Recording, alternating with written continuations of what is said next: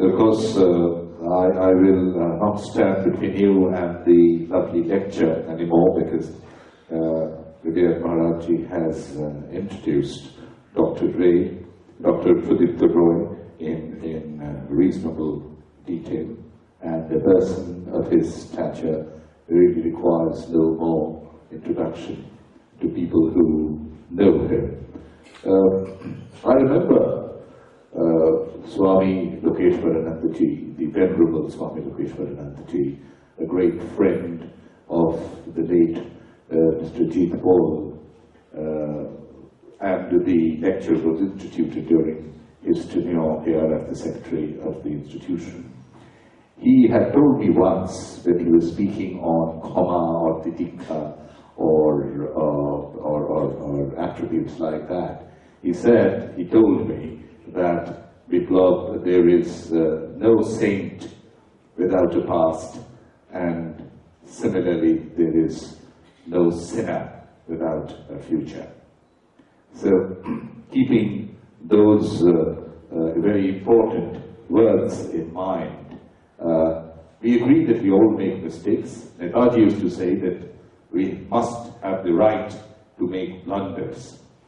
And when we get punished, when we punish anyone, let us punish with love, with the idea of reformation in mind. And that is why the jails in India are called correctional homes. Even Tagore used to say that if you can't love, do not punish. Shashon kara tari saje, shohag kare che. So, reformation and rehabilitation of inmates of correctional homes is a very important subject, and we have a world-famous authority on the subject, Dr. Sudipto, Professor, Department of Criminology and Criminal Justice and Coordinator, exchange program with the University of Zagreb, Croatia, Indiana State University of the United States. He's going to deliver the Sudipto Memorial Lecture 2015 on prisons in the United States. What can we learn about rehabilitation? Dr. Roy. Namaskar.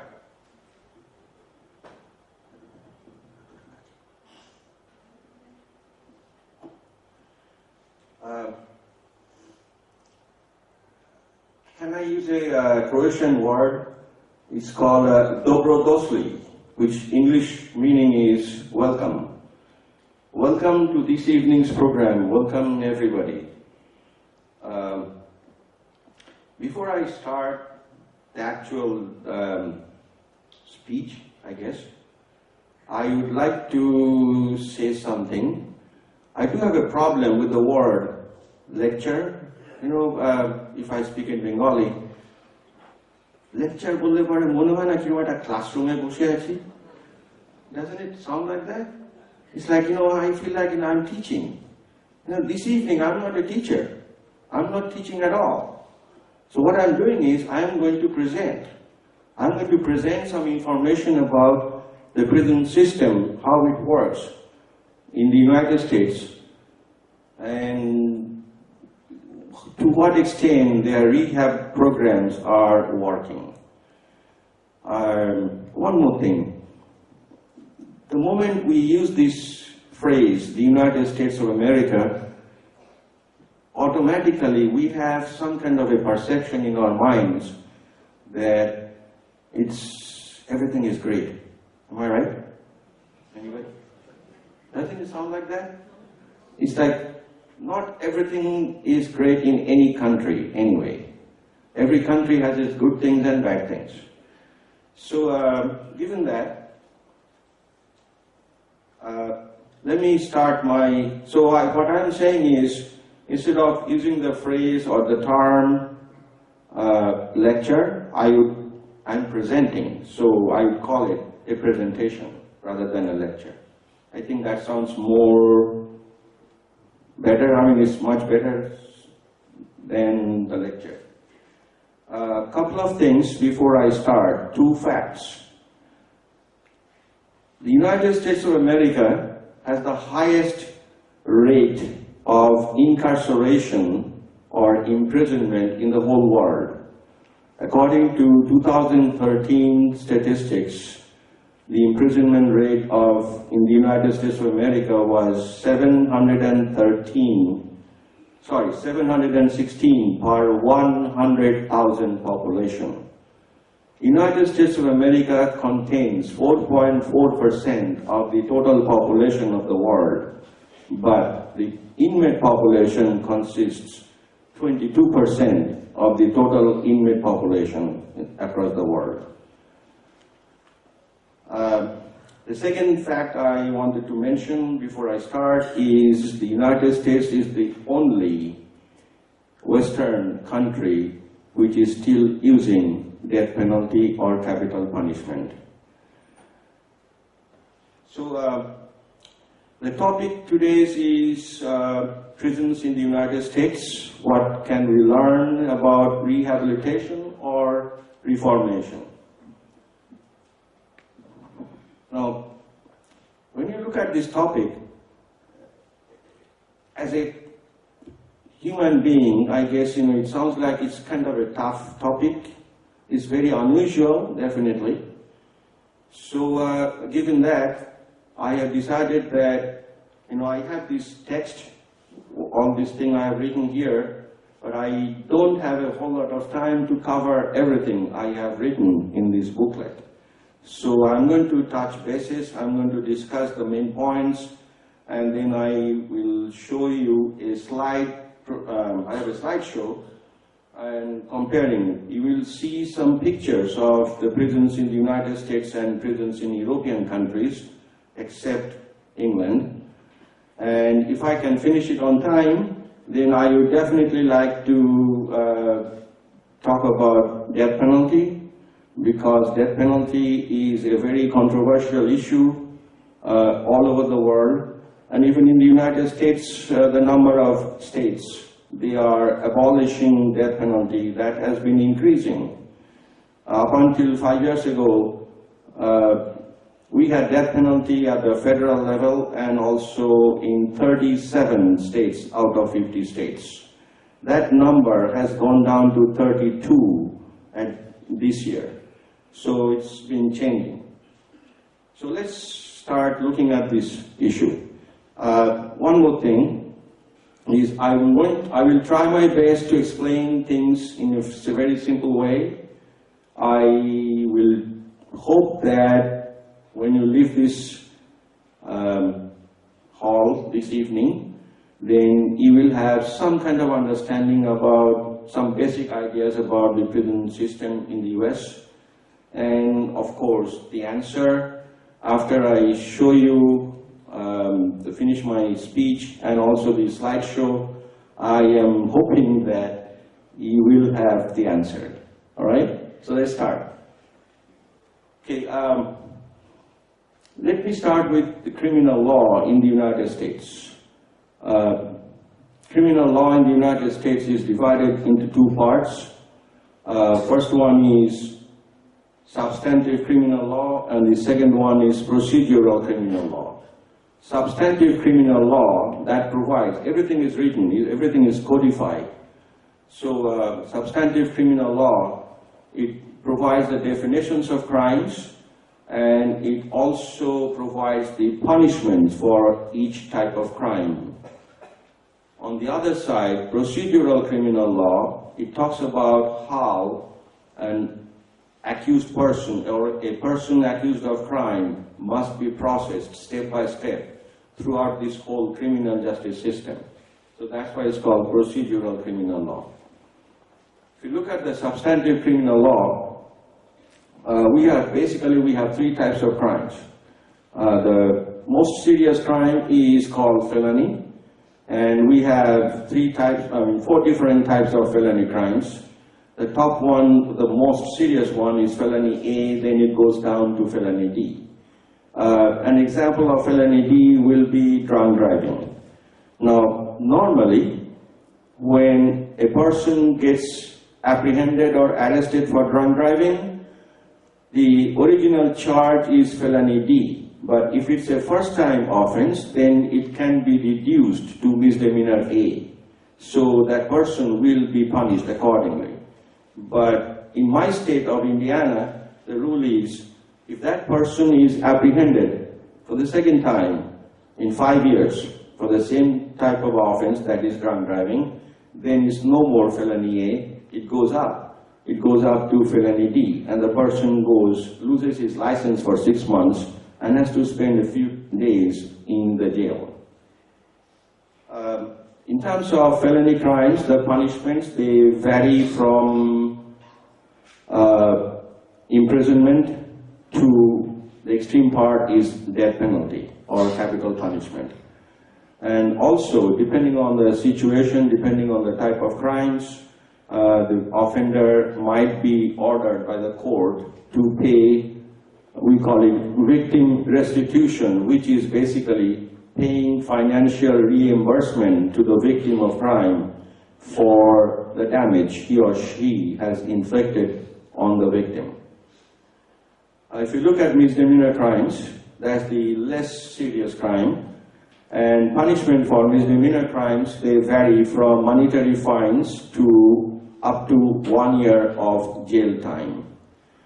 Again, depending on the type of offense, the offender might be ordered by the court to pay financial reimbursement to the victim. For example, if it's a property crime, if the damage, it depends on the amount of damage, and then the offender will be ordered by the court to pay back the total amount to repair that property in monthly installments. If the offender fails to do it, then he or she goes to jail or prison. The least serious type of crime is called infraction. Infraction, the only punishment that we have, that is monetary fines. And infraction examples are traffic violations, like speeding or illegal parking, those kind of things. Now, if we are talking about United States, the question is how many criminal justice systems we have. Normally, we assume that we have one criminal justice system, right? Because even in India, we have, how many criminal justice systems we have here? We have only one. Because the rule or the regulation of the laws, they are valid for the whole country of India. But in the United States, we have 51 criminal justice systems because we have one system at the federal level, and then every single state has its own system. So overall we have 51 systems. So 51 systems, and each system has its own substantive criminal law, has its own procedural criminal law. So to give you some examples, if you look at the definitions of crime, the definitions of crime that varies from one state to another state. We do not have uniform definitions of crime. For instance, if you look at burglary, burglary in majority of the states, the key phrase is use of force to break and enter. But in some other places, some other states, that use of force is not a necessity. It simply means that the offender was not supposed to be in that place. So in other words, he was there illegally. So that becomes defined as burglary. So see how this is how it differs. Even the punishment differs. Punishment for the same offense, it varies from one state to another state. Classic example, and I talk about it in my classes, and I love this example. If somebody, let's say you are looking at an individual who has been apprehended for possession of 500 grams of cocaine.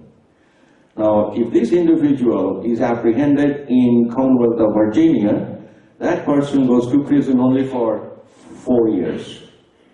If the same person is apprehended in state of Michigan, that person goes to prison for 15 years. See the difference? Now, on the lighter side, if you think about it, are we giving some kind of a message to the potential offenders implicitly? Saying that, hey, you know what?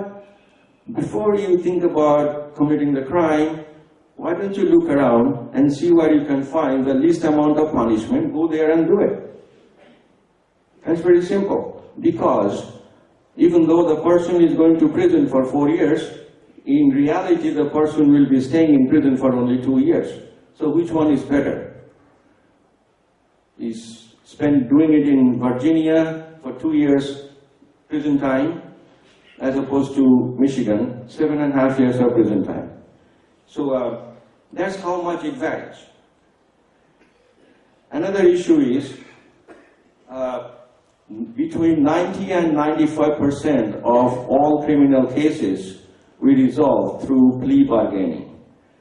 Now, in other words, what it means is the offender has to enter a plea, and theoretically speaking, that plea must be voluntary, and the presiding judge has to make sure that the person has entered the plea voluntarily. That means nobody can either force physically or psychologically that offender, the accused, to admit guilt. But like I said, the key phrase is theoretically. Practically speaking, yes, of course they are being threatened with higher degree of punishment. Now, so if 90 to 95% of all cases they go through plea bargaining, that means about 5 to 10% of all criminal cases they go through trial. Now, as you know, that trial is done by the jury members, and they decide on whether the person is guilty or not guilty. And then, depending on the sentencing guideline of the state, the judge pronounces the sentence. So, if you are looking at the prison population, to give you an estimate, at the year end of 2014, the inmate population in the United States was more than 2.4 million.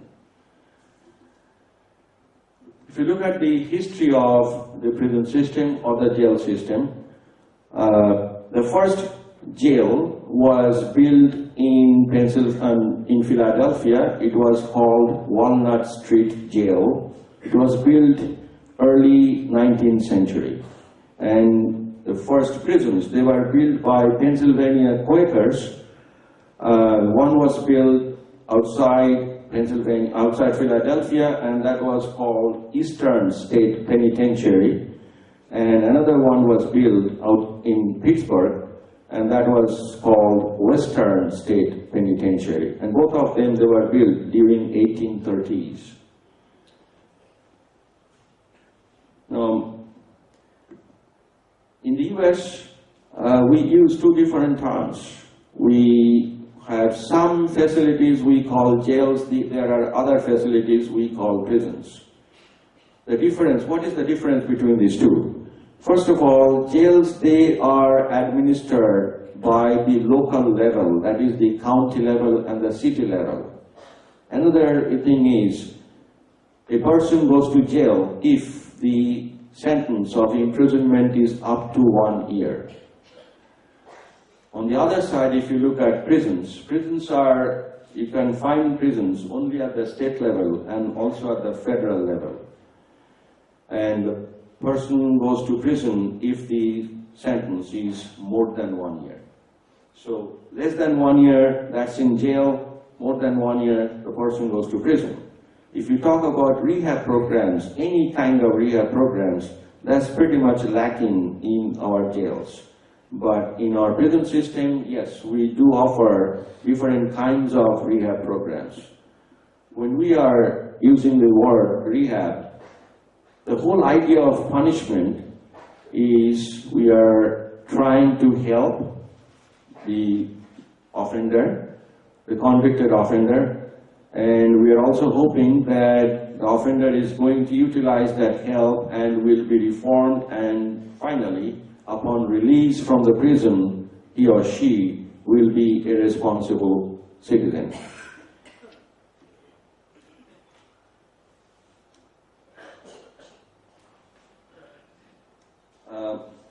talking about how many people we are sending to prisons. Since the 1990s, we have been using this catchphrase. We keep saying, getting tough on crime. Getting tough on crime, what it has done, that people are being sentenced to prisons for longer time periods. Whether it doesn't matter whether it's going to help them or not in terms of reformation or rehabilitation. To give you an example, this is from the state of Mississippi. Tony Crutcher, he was apprehended and convicted for selling only $40 worth of cocaine. The only problem was he had prior offenses. Because he had prior offense histories, and even though this current offense was only selling $40 worth of cocaine, he has been sentenced to prison for 60 years. So by the time he will be out of the prison, he will be 101 years old. Now, the problem was, he was selling cocaine. So he was a drug dealer. It's not that he was transporting drugs or anything. So he was selling cocaine and the amount was only $40. For that amount, just because he has a couple of prior offenses, even though they were non-violent, still he got a sentence for 60 years. That's how tough we are becoming more and more. And it's not just being tough. It costs a lot of money to our taxpayers. For example, the highest amount of taxpayers' money we spend to keep one person in prison, that's in the state of New York. And it is over $60,000 a year for one prisoner per year. It's just unbelievable. And if you look at the federal level, we are also spending a lot of money. Briefly, let me talk about how much money or how much taxpayers' money we spend to execute an offender. So we are still using death penalty, and mostly we use lethal injection, and there are some states, for example, in state of Utah, they still have firing squad. So this is how ironical it is. The person on death row will be given a choice. What did you prefer? Would you prefer lethal injection or firing squad? Hanging. In state of Delaware, they still have firing squad. So it depends. Now, when you look at death penalty, in the US, as soon as any individual offender is convicted and sentenced to death, that person has a constitutional right, legal right, to appeal that disposition of the sentence. So, and then on the other side, our criminal justice system keeps saying that, hey, you know what? We want to make sure that we are not executing the wrong person. But that doesn't mean that in the history of the United States, we didn't execute wrong people. We did. In our history of criminal justice, we did execute more than 25 wrong, innocent people. So, on an average, to execute one person, we spend $1.5 million worth of taxpayers' money. And then if you talk about these other things, increasingly we have been releasing people from death row, and because of wrongful evidence, wrongful conviction, the bad part is, we keep, on the average, a person on death row spends somewhere around 14 to 15 years before being executed. See, that's all the taxpayers' money. That's why it becomes so expensive. Now, this year, in September, I believe it was in state of Kansas, this lady, she was on death row for 22 years, and she was convicted because the punishment was she killed her young son. After 22 years, the prosecution realized that they had the wrong person. So they released that individual. She is close to 50 years old. And the worst part is, when somebody is convicted of a homicide, that person's life is pretty much gone. That person doesn't have any life left. And our criminal justice system doesn't help that person either. There is no compensation. See, this is the sad part. You have kept this individual 22 years of her life inside the prison cell. And you know what? Death row inmates, they stay in solitary cells. So it's kind of a mental torture. So after 22 years, you release this person, no money, no help, nothing. Anyway, so what are the different types of prison facilities we have? At the federal level, we have 3 types of prisons. At the top level, we have maximum security prison, and we also have another prison. I will show you those slides. It's a supermax prison. Supermax meaning is the hardest of the prisons.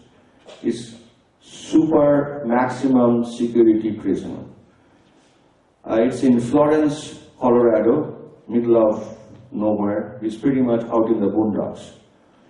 So, and then we have these maximum security prisons, and each one of these prisons,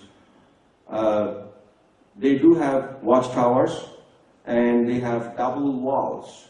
On top of these really high walls, and on top of that, they have barbed wire, and those barbed wires are electrically detected. So if anybody is trying to run away, the person will be electrocuted. In maximum security prison, they do have single cells, solitary cells. They have like dormitory style, like 2 inmates in one room, those kind of things.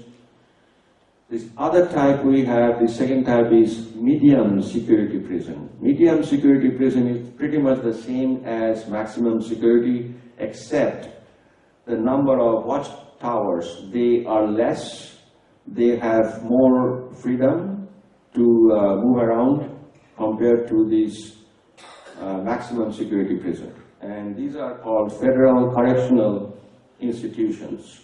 The maximum security prisons, they are called federal United States penitentiaries. And we also have the minimum security prisons, and they are called federal prison camps. So let's see, if we are talking about reformation, then what kind of programs are we offering to help these inmates to be reformed?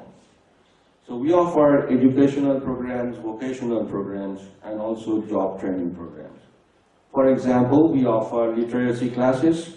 Majority of our offenders, they do not have high school education. So we provide 240 hours of classroom so that after they finish that 240 hours, they can take this GED, General Education degree, and they can complete that GED, and it is pretty much same as the high school diploma.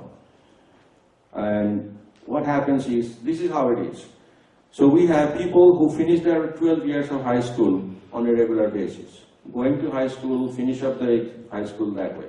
Then we have other kind of people who did not go through, let's say they went up to like grade 9, grade 10, they didn't go to grade 11 or grade 12.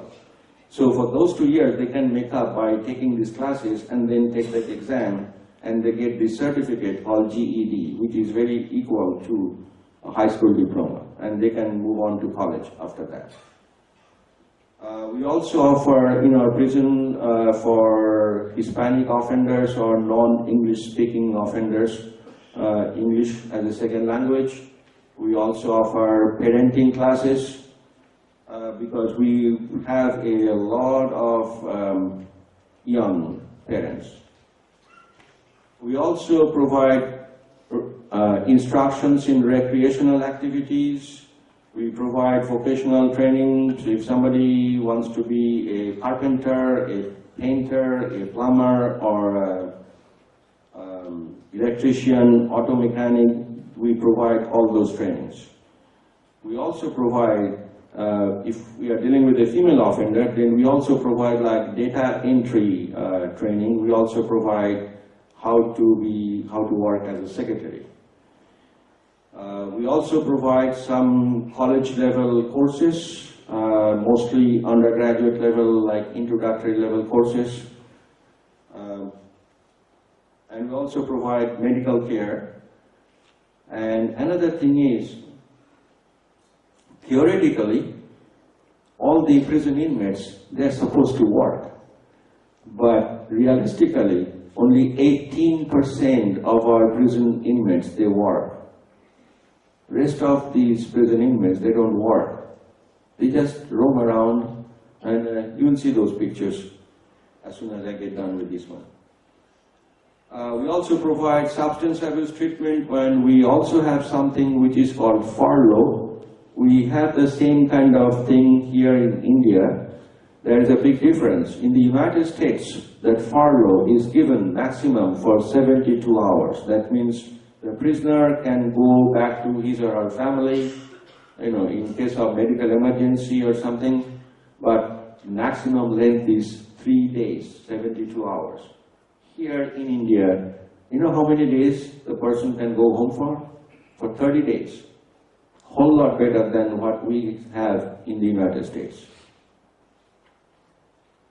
We also have couple of other programs like re-entry program. Re-entry simply means that the person has spent, let's say, about 6 years in prison, is going to be released and has only 6 months left before being released finally. So at that point of time, the person, depending on quote-unquote good behavior in prison, the person gets selected in this re-entry program, and in that program they receive literacy program. Most of all, they receive training like how to look for a job, how to apply for a job, how to go for an interview, how to do a good job in the interview, the whole process. The whole idea is so that they can get a job, maintain that job, and become a responsible citizen. And a sequence of this re-entry program is work release program. Work release programs, basically, they are released from prison and then they are going to stay in a residential facility. The whole idea is what they have learned in that re-entry program, they can still maintain that training and they can do their job. So in work release programs, the idea, this is how it works. They have a daily schedule and they stay in a residential facility. They cannot go home. They have to stay in that residential facility for 6 months, 180 days. And they will go to work and they have to come back from work. If they want to buy any food, they have commissary and they can buy it from there.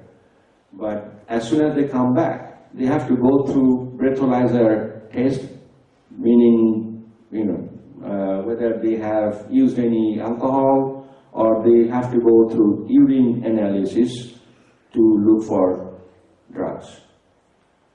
Now, despite providing all these kind of treatment programs, see, like I said, the main point, the main purpose of punishment is reformation or rehabilitation.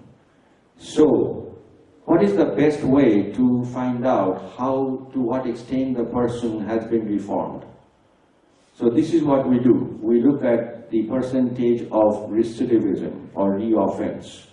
Meaning, after the person was released from prison, what percentage of those people, they came back? They were rearrested or they came back to prison. So if you look at this percentage of rearrest, the evidence is really, really poor. The one negative thing about all these rehab programs is We have been running so many rehab programs, but if you look at program evaluation, there are very few evaluation studies you can find. The latest one I could find out from the Bureau of Justice Statistics, which is part of the US Department of Justice, was published in 2010. Now these authors, they followed over 400,000 prison inmates who were released in 2005, and they followed them for 5 years after their release, and this is what they have found. They found that within 5 years of release, about 76.6% of those inmates, they came back to prison. They also found that when you look at different kinds of offenders like property offenders or other kinds of offenders, drug offenders, comparing those, 82% of property offenders, they came back to prison after 5 years. 76.9% of drug offenders, they came back to prison. So what does it tell you? When you look at these percentages, that's really high. So if they are so high, then the question is, since we are, theoretically speaking, we are offering so many rehab programs with the purpose in our mind that we are reforming our inmates or the convicted offenders, are we doing a good job? That's the main question. If we are, then why this percentage is so high? So something is definitely not right. So I will get back to those a little later. Let's look at what we are doing in our country, here in India. In the US, we do differentiate between jail and prison. In India, we don't differentiate between jail and prison. Here, quote-unquote jail, that's a generic term for detention facilities. We interchangeably, we call it jail, or we also write it as prisons. So what we have in our prisons, we have different kinds of people. Not everybody is a criminal. We have political prisoners. We have people who are called under trials. We have people who are convicted offenders, right? So according to this report, which came out in the Hindu on October 30, 2014, it says 2 out of every 3 individuals imprisoned in India, they are under trials. So we really don't have a whole lot of convicted offenders spending time in prison.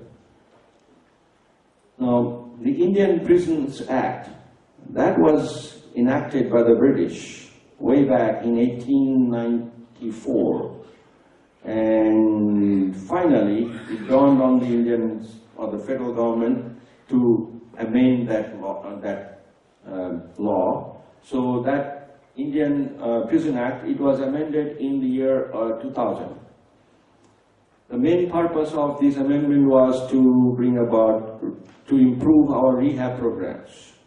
Remember, it was in 2000. Now, looking at these prisons in India, all of us, we know about Tihar jail, right? That's supposed to be the maximum security prison, the biggest one in the nation. Do you know for how many years Tihar jail, under the auspices of Inspector General Kiran Bedi, they have been running these rehab programs? They have been offering yoga and meditation programs even before this amendment of this Indian Prisons Act. They have been doing it since 1994. If you look at drug addiction centers, Kiran Bedi started this drug addiction center in Tihar in 1999. She also started getting involved, all these inmates in Tihar, in sports, in recreational sports, recreational theater, those kind of things. So those things have been going on for a long time. The other things, even in Alipur Correctional Home, they have been offering several kinds of rehab programs. For example, they have been offering educational and vocational programs. Educational programs are available through Indira Gandhi National Open University and also the National Open School. Through those two institutions, the inmates here, they can get courses. They are also offering computer training programs. They are also offering physiotherapy centers. Across the country, there are other prisons which are offering a number of other issues which are not offered in the United States. For example, they offer creative art therapy. They offer recreational theaters. They offer computer training programs. They also offer psychological counseling or psychiatric counseling and also drug counseling. The best part here in India is we started quote-unquote open jails. This is a very new concept, and we have borrowed this concept from European countries. Open jails, they don't have any perimeter. They have like a fence which is about like this tall. So it's not a regular prison. And this concept of open jail is extremely popular in European countries, especially in Scandinavian countries and also in Eastern European countries. Open jail, the main idea is we need to make that person feel at ease. We need to give that person more freedom. We need to offer a whole bunch of programs. We need to let these people interact with each other, interact with the outside world, because we want these people to be responsible citizens upon release. So these people in these open jails, the inmates, they can get jobs in public utility programs. The whole idea is they can get paid and they can earn money, they can become self-sufficient. Other examples come from Punjab, Karnataka and Andhra, and they are offering extensive training in modern agriculture and horticulture. Again, the whole idea is they will be successful in doing their job upon release from prison. They also offer a variety of other programs. So these programs are really doing a great job. There has been a report published by the Bureau of Police Research and Development. It was published in 2007.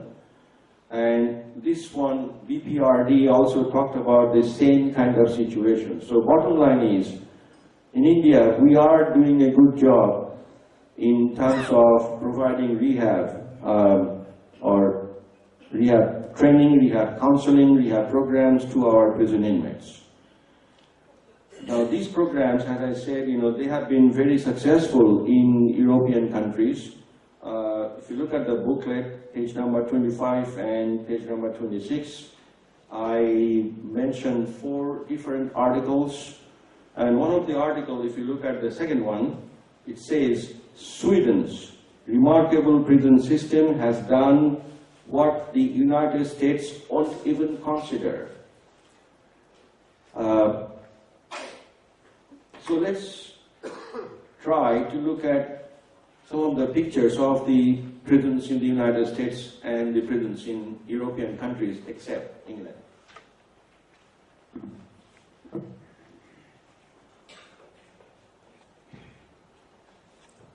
Okay, this is a picture of the Supermax in Florence, Colorado. It's human beings.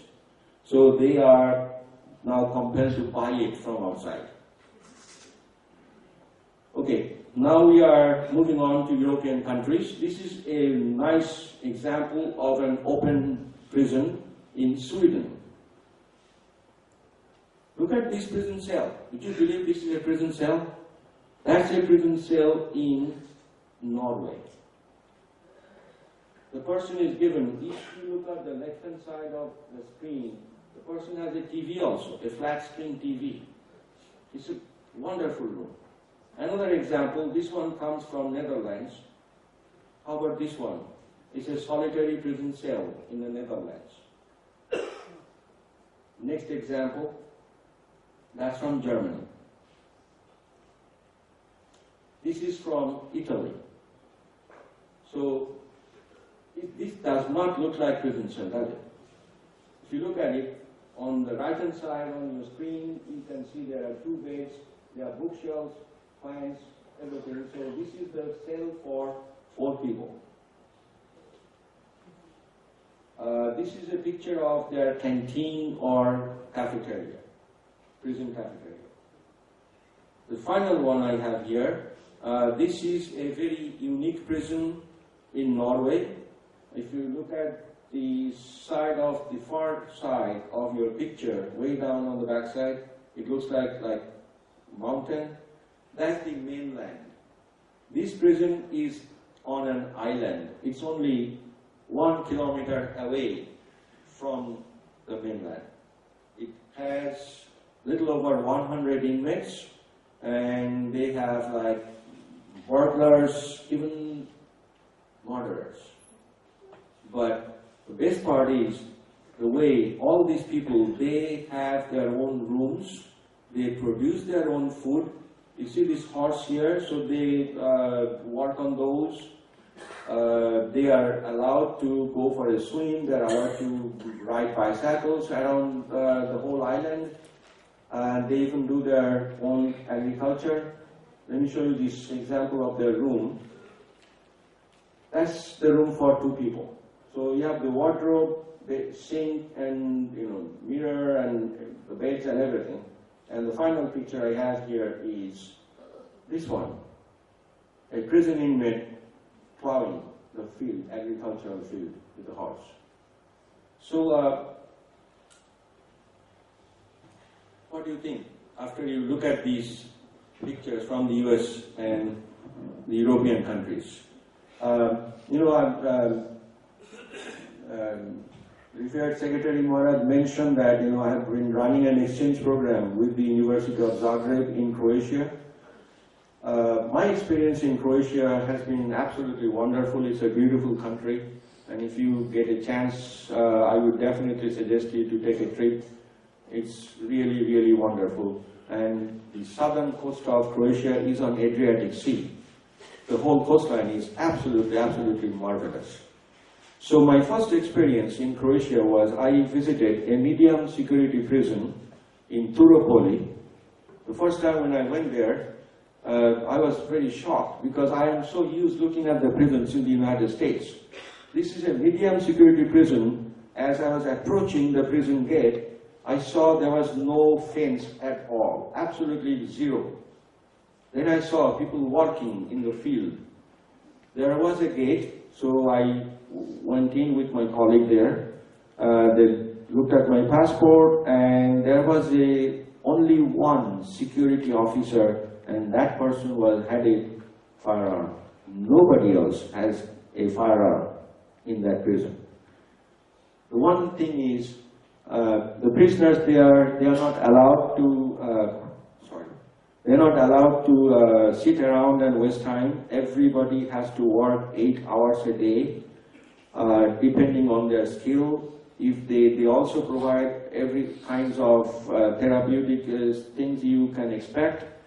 And the best part was they have psychiatrists available 24/7, 24 hours, 7 days a week.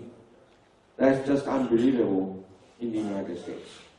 So the best part was, so I had lunch there with the prison warden, and during the lunchtime the warden made an extremely profound statement.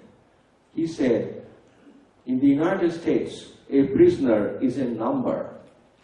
Over here, a prisoner is a human being. That is the bottom line.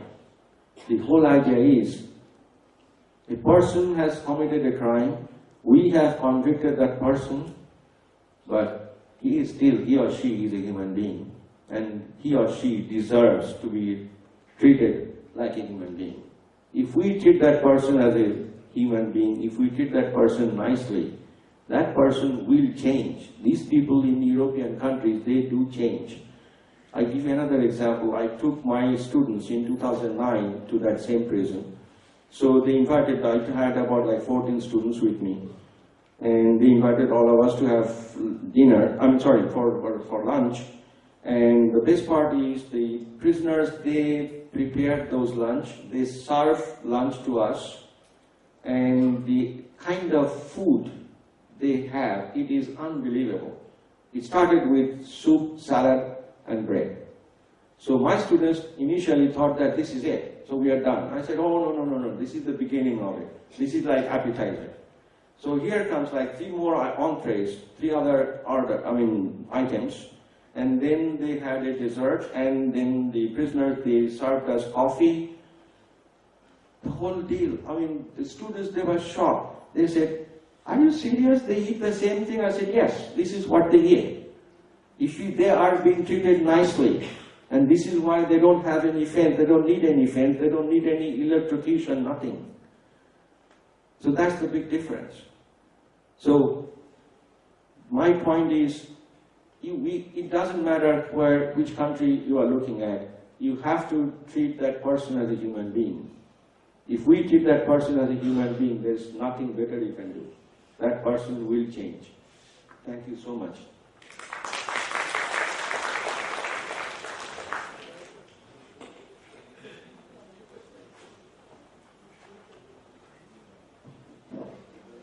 Dr. Sudipto Roy, thank you very much for such an illuminating session on the criminal justice and rehabilitation, reformation of the inmates of correctional homes.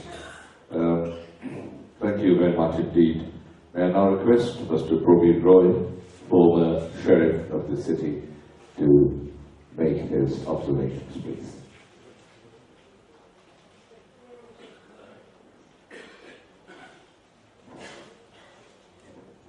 Revered Swami Shukranandaji, Pranam Maharaj, Dr. Sudipto Roy, Sri Karan Pal, ladies and gentlemen. It is indeed an honor for me to be here to participate in the Surendra Paul Memorial Lecture. I feel especially privileged to be chosen to preside over this on this occasion. I thank Sri Karan Paul, who is helping to patronize this lecture, which continue to enlighten so many of us. Thank you, sir. Late Surendra Paul was an eminent industrialist who was very much interested in promoting Indian ancient values. A chair named Surendra Paul Chair of Indiology has been established here at this institute to encourage young scholars to study different branches of ideology. On the subject of criminal justice in our country, I would like to share a small information before I end. I don't think many of you know that sheriff's job, as per law, is to enforce fairness in criminal justice. This post was created when Maharaja Nanda Kumar was hanged illegally and Warren Hastings was impeached. After that, this post was created and sheriff is supposed to ensure fairness in criminal justice, and he is supposed to visit all the prisons at least once in a year within his jurisdiction and meet the prisoners individually without the presence of any police officer. If they have any complaint or any grievances, or if they have been kept there unfairly. But as Dr. Raya mentioned, this is the law. How much is in practice has to be said. So with this, I thank Dr. Roy for enlightening us with such wonderful information, and thank you and good day.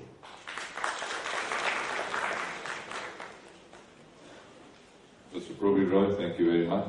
We've come to the end of the evening's function, and prior to that, may I request Assistant Secretary of the Institute, Swami Kidrupanandji, to kindly come to the dais and propose a formal vote of thanks.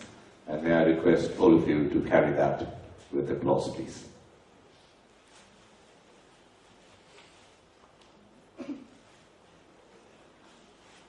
Our most revered Swami Shupanandaji Maharaj, Secretary of this Institute, Mr. Karan Paul, Dr. Sudipto Roy, Mr. Probir Roy, and our most valued invited guests of all families, ladies and gentlemen present here today. It's my privilege to have been asked to propose a vote of thanks on the occasion of Surendra Paul Lecture 2015. I, on behalf of this institute and on my own behalf, extend a very hearty vote of thanks to all speakers on the dais, and also my heartfelt thanks to everyone present here in this evening.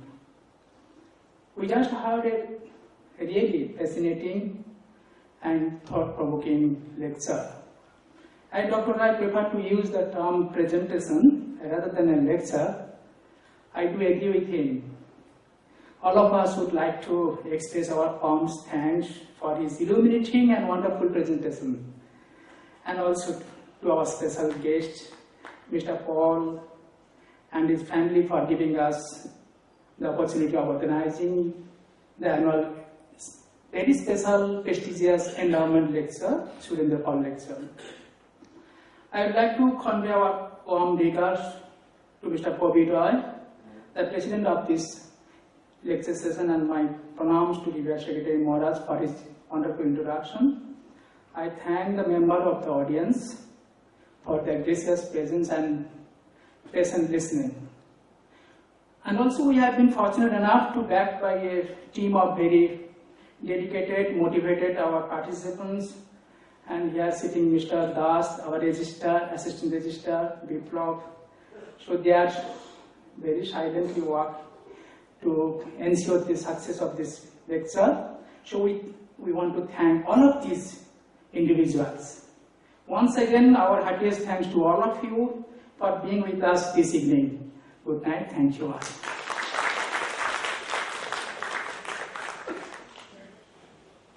Revered Swami Kidrupanandji, thank you very much. Thanks very much. Thanks for coming. Good night.